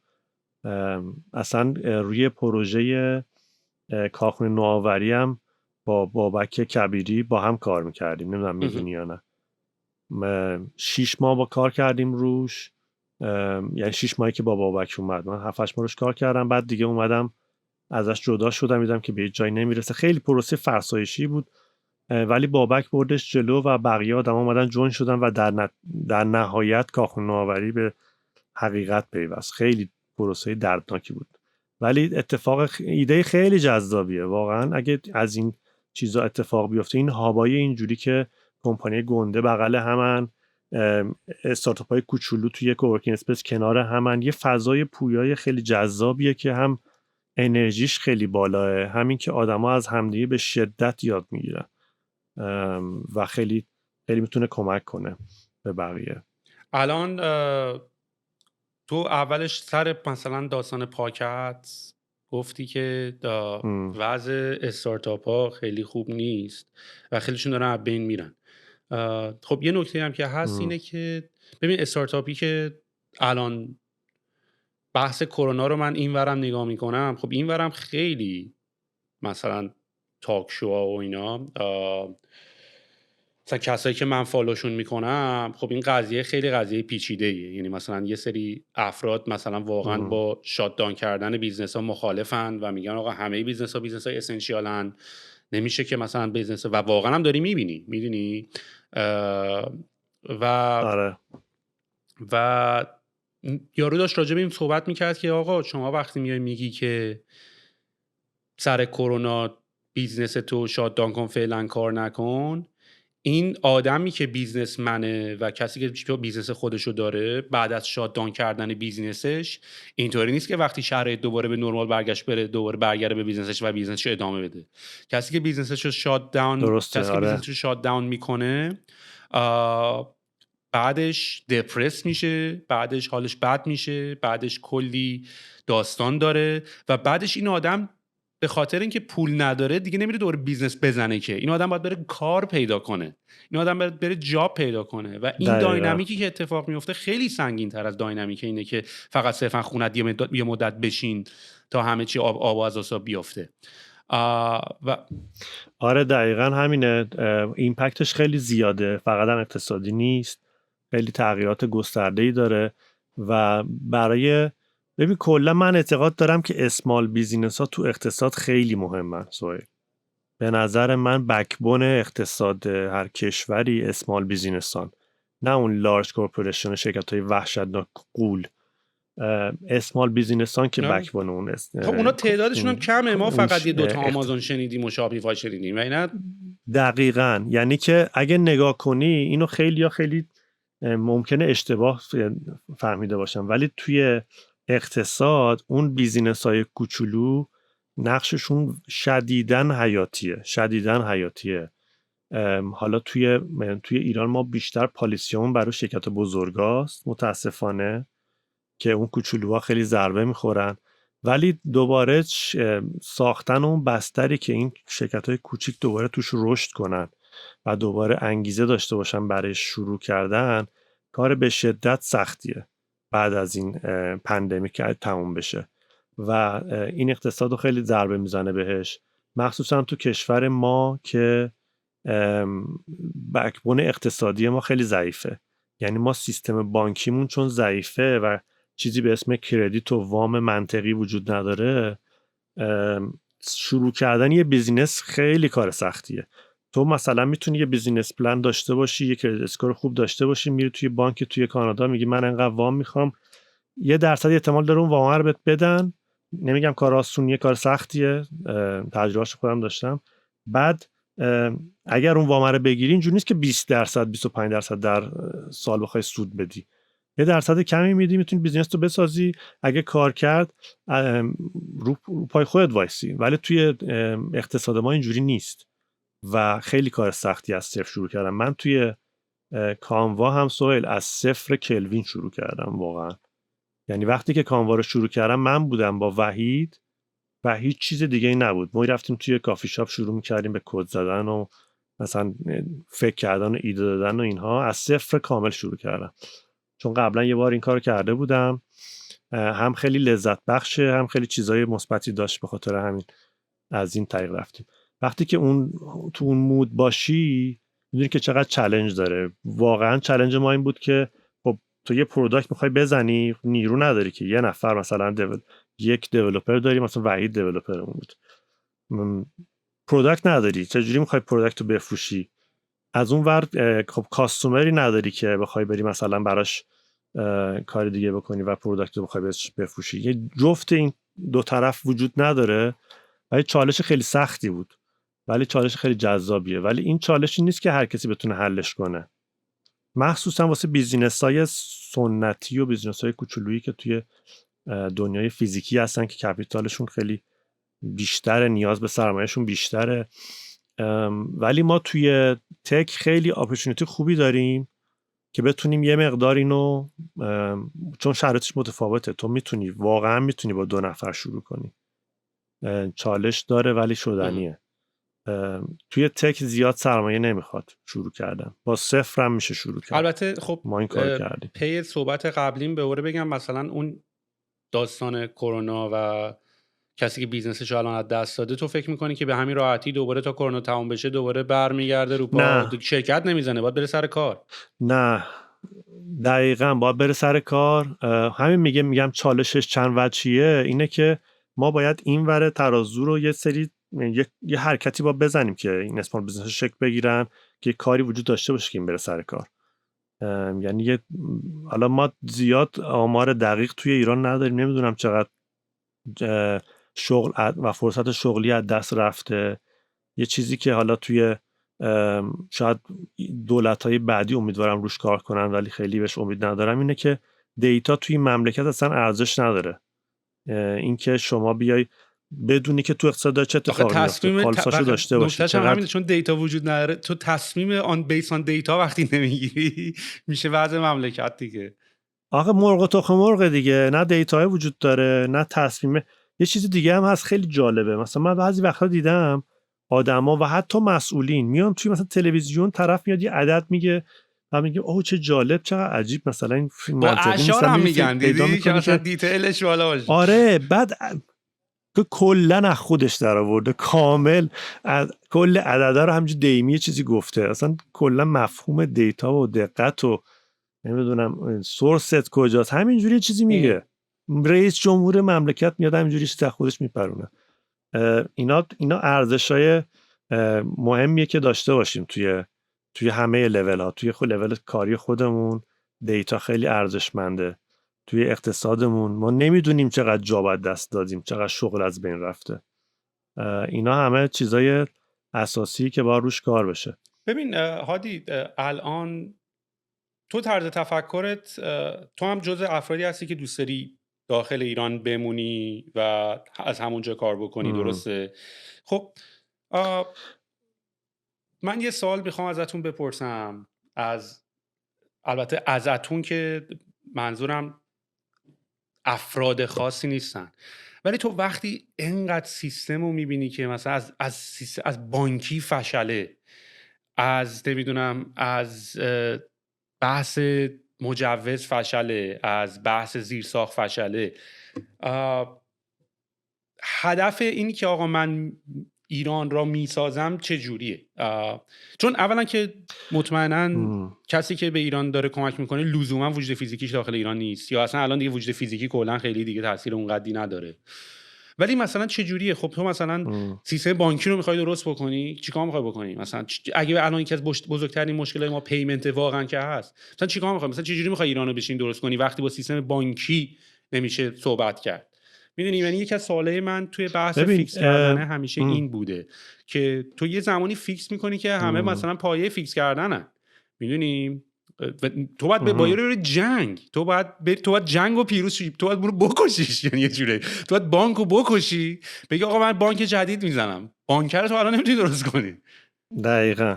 خب واقعیتشو بگم من عاشق جنگم تو این کاتگوری. یک مریضی دارم که دوست دارم این کارو. آره دوست دارم ولی واقعیتش اینه که سهیل، من خیلی ایمپکت دریونم. ایمپکت من توی ایران 100 برابر شاید 1000 برابر ایمپکت من توی یک کشور دیگه است، توی انگلیس، توی کاناداست. خب تاثیرگذاری من توی این مملکت خیلی میتونه زیاد بشه. من خیلی آدم نابغه‌ای نیستم، دانش وحشتناک فول ندارم روی خیلی چیزا، خب ولی به قول تو انقدر همه چیز فچله که من میدونم باید چه جوری درست شه. حداقل توی هر حوزه یه ایده هایی دارم. تو حوزه خودم یه کارایی کردم، مثلا همفکر رو درست کردیم، پادکست همفکر اون موقع اومد هدفش دقیقاً همین کاری بود که پادکست طبقه 16 و 10 ها پادکست دیگه الان دارن میکنن، انتقال تجربه. توی اسکیل خودم به عنوان یه شخص واقعاً تاثیرگذارم و این هدف زندگی منه. اگر من یک روزی از ایران مهاجرت کنم بدون که دیگه تاثیرگذاری نداشتم که مهاجرت کردم، واقعا نمیتونستم تأثیری بذارم، یا تاثیرگذاری من محدود شده بوده یا مجبور بودم که مهاجرت کنم، وگرنه تاثیرگذاری برای من هدف قاییه، هیچ چیز دیگه اهمیت اونو نداره و به خاطر همینه که تو ایران موندم. قطعاً یه سری چیزای جانبی هم کنارش بوده که به من خیلی انگیزه میده. یکیش خانواده است، دوستاست، تعلق خاطری که به این مملکت دارم، خاطراتی که شاید من فکر کنم 20 سال قبل از اینکه برگردم 20 سال تو ایران زندگی کردم. تمام خاطرات کودکی و نوجوانی و جوانی و تو ایران داشتم. به خاطر همین تعلق خاطره هم کنارش هست، خانواده هم هست، ولی از همه مهمتر اینه که من میتونم تاثیرگذارم و این تاثیرگذاریه بهم انرژی میده و این باعث میشه که برم جلو و برم به قول تو بجنگم. عاشق جنگیدنم، چون میدونم یکی از این جنگا رو ممکنه ببرم و اون برده سهیل خیلی تاثیرش زیاده، چون اینجا برهوت بیابونه، هیچ چیزی وجود نداره. اگر یه چیزی توی مثلا یه سکشنی تغییر کنه یه تغییر بزرگه. مثلا اگر یک سکشنی ما توش 0 بشیم 1، خیلی تغییر زیاده. 1 بشه 2، 100% بهتر شده قضیه. خب میدونم خیلی داغونه ولی خب میشه خیلی درستش کرد. من فکر میکنم که تا وقتی مؤثر باشم انگیزه برای بودن دارم. فقط نگرانی من اینه که این تاثیرگذاری کم بشه به خاطر شرایط اقتصادی، به خاطر شرایط سیاسی. میگم شرایط سیاسی منظورم شرایط سیاسی بین‌المللی ماست که تحریم و این هاست، وگرنه کاری به سیاسی داخلی ندارم. همیشه دولت، مخصوصا دولت‌های دیگه و مخصوصا دولت ایران همیشه نفهمیدن اینویشن و همیشه نخواهن فهمید. واقعا هم هیچ وقت به درست نمیشه. ما کار خودمون رو بکنیم بریم جلو، ولی وقتی که ایمپکت داشت آره اصلا توی فاز دیگه، اصلا توی دنیای دیگه دارن زندگی میکنن، واقعا نمیفهمن که چه اتفاقی داره میفته. نه تنها اینویشن بلکه اقتصاد و مردم و وضعیت یه توی حباب دیگه ای هستن. ولی تا وقتی که تأثیر باشه فقط نگرانی اینه که تاثیرگذاری کم بشه و این تاثیرگذاری کم بشه دیگه اون هدف از بین میره. امیدوارم که حالا با این تغییرات جدیدی که توی آمریکا اتفاق افتاده، چون ما به همه جای دنیا وصلیم، برخلاف این چیزی که سیاستمدارای ما فکر میکنن یا دوست دارن ما فکر کنیم. ما همه دنیا به هم وصلن. اصلا غیر ممکنه که تو یه کاری تو کانادا بکنی رو من تاثیر نذاره. امکان نداره. ما چه راه و روش و دین و آدابی انتخاب کردیم که باید با آدما در جنگ باشیم. یه کره زمین به این کوچولویی توی این دنیای به این بزرگی یه سری اسپیشیزی به عنوان انسان به وجود اومدن که انقدر مهمه و این اتفاقی که ما به عنوان انسان داریم زندگی میکنیم ریر و نایاب و کمیابه که ما افتادیم به جون هم و داریم با هم دیگه کلکل سر ایدئال ها میکنیم و بعد تو از این آدم ها انتظار داری که بخوان تو رو لید کنن. چه شده؟ دقیقا فکر کنم میونه کلمات شارژ دوربینه تموم شد. معمولا دوربینا اگه وقتی بالاتر از 1 ساعت دارن و ریکورد میکنن میره تو چارجر. آره تموم شده. با شارژر میشه روشنش کرد و حله. از چند وقت قبلشه؟ الان شارژر رو میرسونن. از چند وقت قبلش به نظرت خاموش شده بود؟ نه صداش اومد، گفت دیدینگ خاموش شد. به خاطر من فهمیدم، وگرنه عمرن نمیفهمیدیم خاموش شده. ببین باورت میشه من انقدری پادکست ضبط کردم وسطاش خاموش شده نفهمیدیم نمیدونم، بعد خیلی من ضبط کردم نذاشتیم بالا. نه بابا خیلی که نه مثلا یعنی با یه نفر 2 بار ضبط کردی؟ اینا داشتیم. من ولی چیز کرده بودم، من این پیش بینی ها رو کرده بودم که همه اینا رو قبلش پرسیدم که مثلا دوربینتون با کابل روشن میشه یا نه، بکاپ این الان همون دوربینه که مال حمیدرضا، چون این اتفاق واسه ما افتاده. این الان همون دوربین قبلی است که حمیدرضا باش فیلم گرفته. آره چطور بود؟ کیفیتش بد نیست ولی 1080 بود فکر کنم، یا نه فکر کنم اسکیلش کردم. آره فکر کنم از این هندیکماست که دیگه نیست، از این درازاست. آره آره اگه میگفتی البته میتونستم یه دونه دیگه بیارم. آدیو مهمتره چون دو آره برابر آدیو مهمتر لیسنرها. چون بورینگه دیگه آره دو صورتای ما رو برابر دیدن. آدما روی آدیو هن. روی یوتیوب ولی آره. کامیتاش فرق نه، آدیو میکنه. اینجا کامیتاش درجه خیلی یکه. فرق میکنه. من خودم پادکست صوتی رو دوست دارم ولی پادکست تصویری بیشتر برام آره منم جذابه. میخوام کپچر کنم میدونی ایموشن چرا؟ رو. چون فکرم جای دیگه نمیره، خیلی تمرکزم میره روی پادکسته. وقتی صوتیه تو حواست جای دیگه هم پخش میشه، یه کار دیگه میکنی، بعد ممکنه تمرکز رو پادکسته یهو بره. ولی تصویری آره. منم دوست آدم دارم. چیزی نیستم که چند تا کار رو بتونم همزمان بکنم. یعنی مثلا من نمیتونم پادکست بزنم گوش کنم یه کار دیگه بکنم. آره. من باید کامل همه فکرم تو پادکست باشه. آره. یا مثلا به حرفاش باید دقت کنم، گوش کنم. دقیقاً کار سختی هم است. اتفاقا این که تو پرانتز این دوربینه اوکی شد، اتفاقا این که تو یه کار بکنی کار سخت‌تریه سویل تو دنیای امروز. آره و تمرین میخواد. من تمرین میکنم. من به شدت به صورت سنگین تمرین میکنم. من الان مثلا ما به عنوان کمپانی ریموتی که هستیم، چون کمپانی ریموت اینطوری که تو میتونی بری مثلا کلندر هادی رو باز کنی، بگی آقا من ساعت 2 میخوام با هادی صحبت کنم، یا تو اسلک مسیج بزنی آقا یه دقیقه وقت داری. من اصلا اسلک و اینا رو میام بیرون یا میرم توی مثلا دو نات دیسترب مود، کلندرمو یه قسمت بوک کردم 4 ساعته دیپ ورک، نوتیفیکیشن هم همیشه خاموشه، نوتیفیکیشن گوشیم. من مثلا من دارم با دوستم صحبت میکنم یا گوشیش نوتیفیکیشن میاد، یعنی اینجوریام که یعنی حرف اون نوتیفیکیشن الان گوشیت میتونه تو رو صدا کنه، تو به گوشیت بگی بله، ولی من که روبرود نشستم یهو مثلا با من حرف نزنی. میدونی یعنی اصلا یکم عجیبه. آره بعد دیدی ملت دارن دیوونه میشن، نوتیفیکیشن آره. گوشی میاد دیوونه میشه تا گوشیشو چک نکنه، دیوونه داره میشه. میدونی دقیقاً انقدرم این قضیه میره رو اعصاب من، خیلی میره رو اعصابم. یعنی اینکه طرف، من خیلی راحتم مثلا زنگ بخوره مثلا مسیج بیاد نگاه نمیکنم، ولی اینکه طرف میره رو مخش که باید این مسیج رو جواب بدم همین لحظه، منو عصبی میکنه یه ذره. خب داشتی چی میگفتی؟ یادته؟ داشتیم بذار برم حق حرف دیدی اصلا پلی بک کنیم ببینیم چی داشتیم گفتیم. داشتیم راجع به این صحبت میکردیم که دیگه این سیستم فشل ما اجازه به ما نمیده که خیلی جلوترمون رو ببینیم. آخرش گفتم که ایمپکت من فقط اگر نگران اینم که کم بشه. بعد تو یه چیزی گفتی دوباره با توپ انداختی تو زمین من دوباره. ببین من واقعا حافظه اینجوری پلی بکیم خیلی ضعیفه. ببین الان ولی شرایطی که توش هستن چجوری میبینیم؟ ببین من یه کتابی دارم میخونم، کتاب خیلی خیلی جذابیه، مال پاتریک به دیوید که اتفاقا ایرانی هم هست پسره، ولی واقعا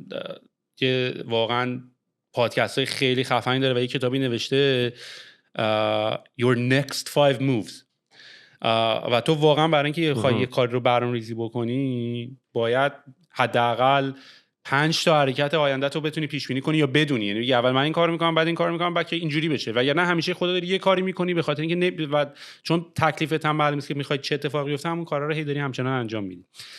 الان به نظر تو next 5 move تو ایران چیه؟ یعنی الان تو ایرانو شرایطش رو چجوری داری میبینی و آیا تویی که تو کامیونیتی هم فکر هستی و بچه‌ها خبر داری الان یه آپدیتی میتونی از وضعیت و استاتیس کارهای بچه‌ها و شرکت‌ها و اوضاع و اینا به ما بدی؟ آره حتما. من فکر کنم next 5 move ایران اینه که اولین مووی که باید بکنه اینه که با دنیا به دوباره تعامل کنه و این باید سریع ترین مووی باشه که میتونه انجام بده. اگر هر ماه این تعلل کنه ما اقتصادمون اصلا وضعیتی نداره که بخوای یک ماه اینو بندازی عقب و این یه نکته حالا چالشیه به خاطر دیپلماسی خارجی ما، چون این طرف مقابلت اینو میدونه. ولی کلا این موو اولیه که حالا من تخصصش ندارم این کارو بکنم، سریع ترین کاری که میشه کردن که با دنیا تعامل کنیم، از تو لیست سیاه شبکه مالی و اینا بیایم بیرون به نظرم بقیه این مووا همه داخلیه. باید اقتصادمون رو بتونیم بسازیم، از وضعیت حال حاضر اقتصاد ما یه شلمشورواییه که اصلا نسبت خیلی چیزا توش رعایت نشده، اصلا منطقی نیست. وقتی به اقتصاد ایران نگاه میکنی خیلی چیزا توش غیر منطقیه، اونم به خاطر رانت و فساد و چیزایی که وجود داره دیگه توی اقتصاد ما. مثلا خیلی چیزا انحصاریه، واردات ماشین، واردات گوشی، نمیدونم واردات فلان، اینا رانتای چیز دیگه، رانتای لیگاله، رانتای یه اصطلاحی براش گذاشته بودن یادم نمیاد، رانتای قانونیه. شرعیه، آفرین، دقیقاً لغتی که رانت شرعیه. باید زیر اینم تقریبا خالی کنن بیان که درستش. آره حضرت گفتن واردات موبایل موتورولازی در چند هجری قمری آزاد است، یا آیه‌اش اومده. حالا اون که میمای سوشال میدیا، ولی فکر کنم که این خیلی چیز ریشه‌ایه. اگر که یه اراده‌ای باشه از بالای مملکت که آقا فساد رو بخوایم نابود کنیم، راحت ترین کارش اینه که فساد قانونی رو کنسلش کنیم. موو بعدی ماست. موو بعدیمونه که بخوایم اقتصادمون رو احیا کنیم و تمرکز کنیم روی سیستم کردیتمون. کردیت منظورم کردیت کارت و اینا نیستا، سیستم کردیت، سیستم اعتباری. در واقع سیستم بانکیمون بر اساس قرض بشه، نه بر اساس پایه پولی مثلا پشتوانه دلار. میدونی کلا خیلی مهمه هادی اینا، سیستم بانکی مهمه. یعنی تمام بیزینس‌ها اینجوری به وجود میاد. دقیقاً. ببین یعنی که کلا اگر بری ریسرچ کنی روی فاینانشال سیستم‌های کشور مختلف، می‌بینی که از یک جایی 100 سال 200 سال پیش بیسشون از رو طلا اومده روی قرض، رو کردیت، و کلا این کردیت بانک‌ها با همدیگه با کردیت دیل میکنن، میفروشن به همدیگه کردیت رو، این قرضا رو به همدیگه میفروشن. وام، اون حالا نمیدونم ترجمهش قرض درست باشه، قرض درست نیست واقعیتش، وام هم نمیشه گفت بهش، کردیت دیگه، خلاصه اعتبار دیگه. من بلد نیستم ترجمه. اعتباره، آفرین. اعتبار رو باید چیز کنیم، باید بیسیک بانکیمون ببریم روی اعتبار و بتونیم یه کمی استیبل کنیم قضیه اقتصادمون رو، بتونیم لون‌های بهتری بدیم، وامای بهتری بدیم به اسمال بیزینس ها که در واقع دزدی در روز روشن نباشه. یا طرف وام میده 10 میلیون، بعد مثلا میگه باید 5 میلیون نمیدونم دیپازیت داشته باشی توی بانک، 3 تا نمیدونم ضامن بیاری با فیش حقوقی، یه 7 خانه رستمی. خب اون بدبخت چجوری وام بگیره؟ نمیشه دیگه. باید این سیستم درست بشه. تا این سیستم بانکی درست نشه، این اسمال بیزینس ها، این بیزینس های کوچولو رشد نمی‌کنن و وقتی که بیزینس های کوچیک رشد نکنن، اون اقتصاد شکننده است. یعنی به راحتی با یه اتفاق میتونه بشکنه، نابود بشه، چون بکبونش ضعیفه، اون ستون پشتش ضعیفه. ستون پشتش هم میشه اقتصاد بیزینس های کوچولو که فکر میکنم next 5 move ایران باید دقیقاً این باشه که حقیقتش رو بخوای من نمیبینم که همه این 5 تا موو داشته باشن توی 8 سال 10 سال آینده، ولی حداقل بعضیاش هم انجام بشه اوضاع بهتر میشه کم کم. از این که خیلی از ایران اومدن بیرون چه احساسی داریم دیگه؟ الان کی واقعا بخواد مملکت رو بسازه؟ حالا کی منظورم نیست که همه هم اومدن بیرون ها، ولی خب ارجحیت خیلی زیادی اومده بیرون. اون یه سرمایه وحشتناکیه دیگه. میدونی هر شخصی که از ایران میره یه تخصصی داره، اون تخصصش یک هزینه‌ای براش شده، به اون تخصص رسیده. خیلی هزینه و تخصص اون آدم زیاده، زمانی که گذاشته، اشتباهایی که کرده، همه اینا رو حساب کنی عدد گنده‌ایه.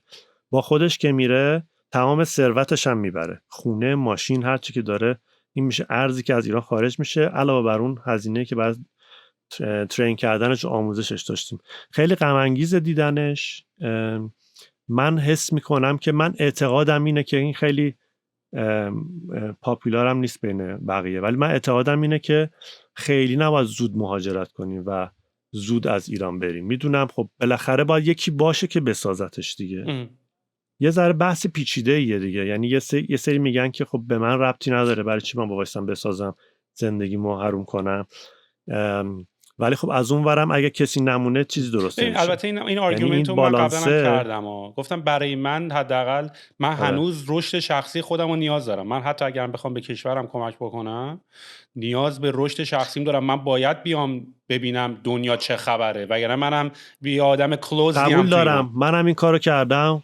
آره قبول دارم.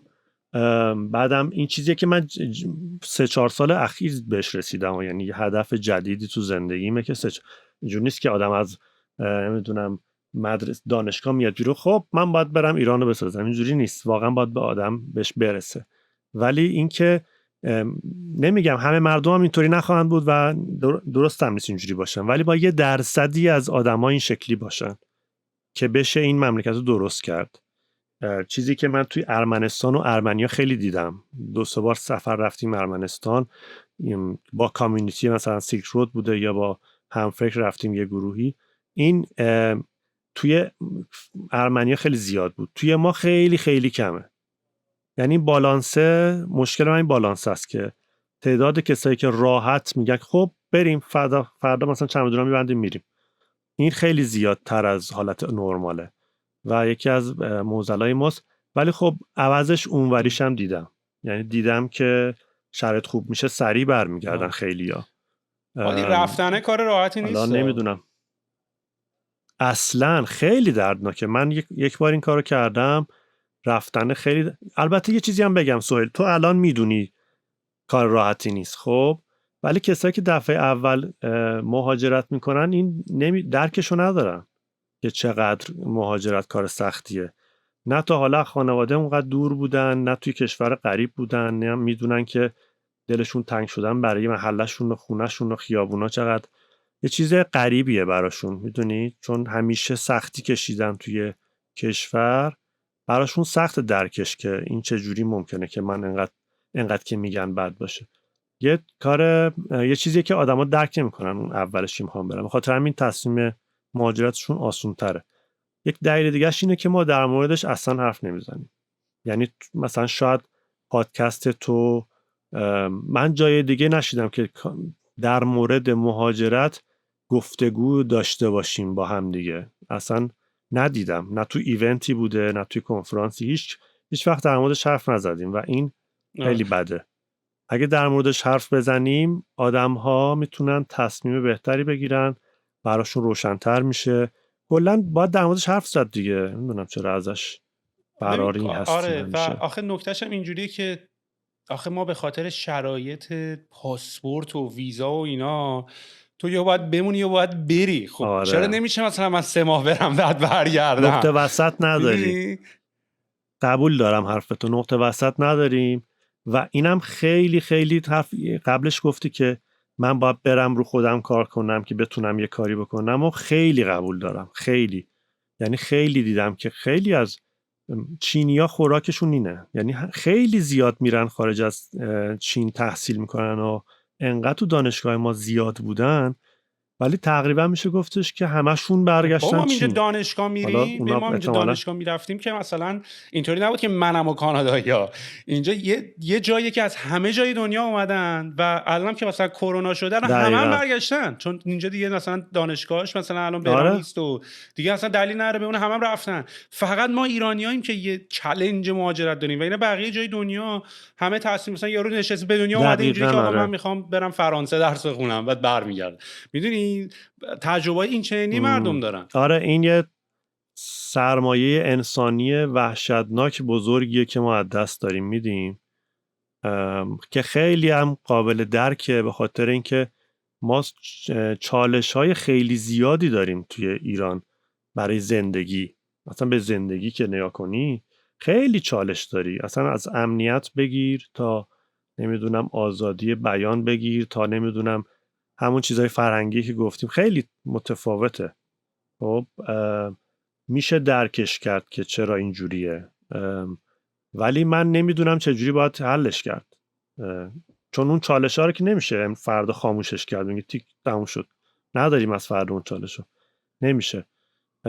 ولی اینکه چجوری با حلش کرد رو به نظر نمیدونم، من باید آماده شیم ولی باید با موافقم همین که انتقال تجربه ها، با همین صحبت کردن ها. خیلی انتقال تجربه خوبه، آره قطعاً، و خیلی باید موافقم. مهاجرت خیلی به آدم چیز یاد میده، خیلی زیاد. اصلا کلا فرهنگ یک کشور دیگر رو یاد گرفتن آدم رو متفاوت میکنه، تأثیر وحشتناکی رو شخصیت تو داره. من وقتی که از ایران رفتم یه آدم دیگه بودم، الان که ایران برگشتم دوباره بعد از مثلا 6 سال تو ایران بودم، اصلا اون آدم با من خیلی فرق داره، تأثیر خیلی زیادی داره و تجربه خیلی خوبیه. اگر کسی بین این دو راهی هست، به نظرم مهاجرت کردن برای تجربه کردن و یاد گرفتن و بزرگ شدن خیلی خوبه. آره. ولی برگردید اگه میشه. ببین آره ما هم آخه مشکل ایران اینطوریه که ببین تو باورت نمیشه چقدر آدم بچهای معمولی ایران هستن اینجا که خب هر کی داره یه کاری میکنه دیگه، یکی تو موزیکه، یکی تو ورزشه، یکی توی نمیدونم نمیدونن میتونن برگردن ایرانیان. اصلا برای چی باید همچین سوالی برات مطرح بشه؟ میدونی این دقیقاً چیزیه که یعنی یکی از چالش‌های ما تو سیلک رود استارتاپ سهیل همین بود. یعنی ما توی کامیونیتی اکسپرت‌های ایرانی توی کشورهای دیگه اصلا فوق‌العاده‌ن، آدمای بی‌نظیرا، یعنی توی سیلیکون ولی، توی کانادا، توی انگلیس، همه جای دنیا. خب من برای دعوت کردنشون از دعوت کردن یک غریبه، یک خارجی برای من سخت‌تر بود. چرا؟ چون همین سوالی که میگی براشون بود و ما خیلی خیلی تلاش کردیم که راهی پیدا کنیم، روشی که بتونیم این دغدغه رو حل کنیم، حداقل برای این ایونته، که آقا شما مثلا با 1000 تا نهاد ما مثلا در ارتباط باشیم، ازشون کمک بگیریم. حالا این وسط چیزم به ما خیلی کمک کرد آقای ستاری که این کامیونیکیشن بینشون اتفاق بیفته، چک کنن همه چیه طرفو و بگن اوکی یا نه، تا ما بتونیم طرفو دعوت کنیم بیاد تو ایران با 1000 تا چیزی که ما باید رعایت میکردیم که نمیتونم بگم نه جاش اینجا هست، که بتونیم این انتقال تجربه رو داشته باشیم، بتونیم یه ایونت بین‌المللی داشته باشیم. انقدر کار سختی بود. حالا طرف که یه آدم معمولی میخواد یه سفر بیاد تو ایران یه کمکی کنه، حالا اینکه کلا برگرده به کنار، حتی این یه معضل بزرگه که به نظرم میشه حلش کرد. فقط فکر کنم مسئولین ما به این نتیجه نرسیدن که این معضل وجود داره، نمیبیننش، یعنی معضله رو ندیدن، هیچ وقت این ور قضیه نبودن. آره میفهم چی میگی. عالی، خیلی حال کردم باهات هادی، صحبت کردم. بازم باید قول بدی بهمون که پیش ما بیای.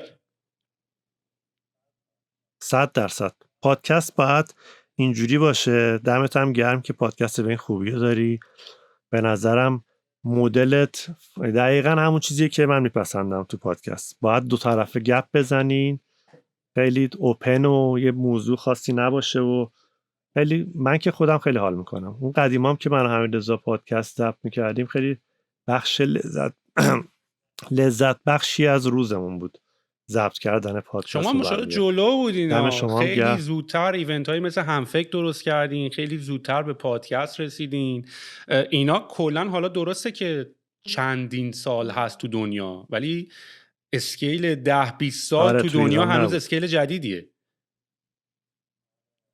آره واقعیتش من که برگشته بودم، حالا این کوچولو بگم دیگه بحث رو ببندیم، برگشتم اون اوایل سهیل من هدفم این نبود که بمونم توی ایران، یعنی هنوز به این باور نرسیده بودم که باید بمونم. ولی وقتی که نگاه به اکوسیستم میکردم 3 تا ایراد اصلی میدیدم که توی اکوسیستم ما اون موقع وجود داشت. یکی این که جایی برای به هم چسبوندن این کامیونیتی به هم وجود نداشت. فقط یه دونه استارتاپ ویکند بود، میرفت تا 2 ماه دیگه همه تو لونه‌های خودشون دوباره برمی. این هم فکر برای این درست شد که اینو درست کنه.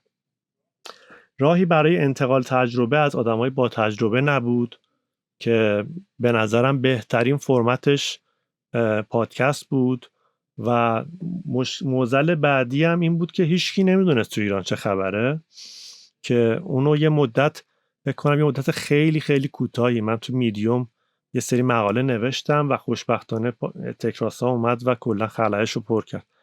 ولی هر ستای این کارها توش به من آدمایی که توی کامیونیتی بودن خیلی کمک کردن. یعنی وقتی که باشون گپ می‌زدم گفتم ما این مشکل رو داریم بیان یه کاری بکنیم، همیشه مثلا شایان بود، حمید رضا که توی این قضیه تو این دو مورد خیلی به من کمک کرد و پارتنر شدیم و کوفاندر شدیم، با هم دیگه مچ شدیم. ولی همه اینا خودشون ارگانیک رشد کردن. یه پادکست های فوق العاده الان اومده، ایونت های خیلی خوب اومده، خیلی پویا شده، هنوزم خیلی جا داره. به نظرم آینده خوبی خواهیم داشت اگر این وضعیت سیاسی و اقتصادی آره منم باید خیلی موافقم. من فکر کنم تک تک بچه‌هایی که توی ایران از جنس ما هستن یه امید خیلی واقع بینانه هم میتونم بگم به اینکه ورق میتونه خیلی سریع برگرده دارن. یعنی همه آمادن، یعنی همه بیل به دستن، منتظرن فقط خاک بریزی. آفرین. و واقعا هم دمشون گرم. خیلی خیلی کار سخت و طاقت فرساییه درست کردن یه چیزی، راحت ترین کار خراب کردن و از دور غر زدنه. ولی دم همه اون کسایی که یه حرکت مثبت دارن میکنن گرم، including you از راه دور. خیلی پادکستت هم خیلی قطعا ایمپکت خیلی بزرگی داره که شاید توی سرفس توی سطح نشه دیدش اینقدر، ولی قطعا رو افکار تاثیر میذاره و خیلی چیز مهمه. دم خودت گرم. من واقعا دنبال برقرار کردن شرایطی هم که این حرفا رو از شماها بکشن بیرون. چون میدونید چرا؟ به خاطر اینکه اون موقعی که من چرا؟ به خاطر اینکه اون موقعی که من خودم اومدم ایران، من اومدم ایران سورپرایز شدم وقتی اون داستانا رو دیدم و این پرزنتیشن از ایران وجود نداشت، میدونی؟ و دقیقاً. من الان با شناختی که مثلا تو رو میشناسم، بقیه بچه‌ها رو میشناسم، من میخوام بکشم بیرون ازتون تمام این نالجی که توتونه. آفرین. بهترین کار خیلی سختیه ولی خیلی کار ارزشمند و باحالیه. دم خودت گرم. هادی خیلی خوشحال شدم باهات صحبت کردم، خیلی حال کردم دیدمت. قربونت برم. دوباره ان شاءالله زودی با هم صحبت بکنیم. دمت گرم. مواظب خودت باش. خدا.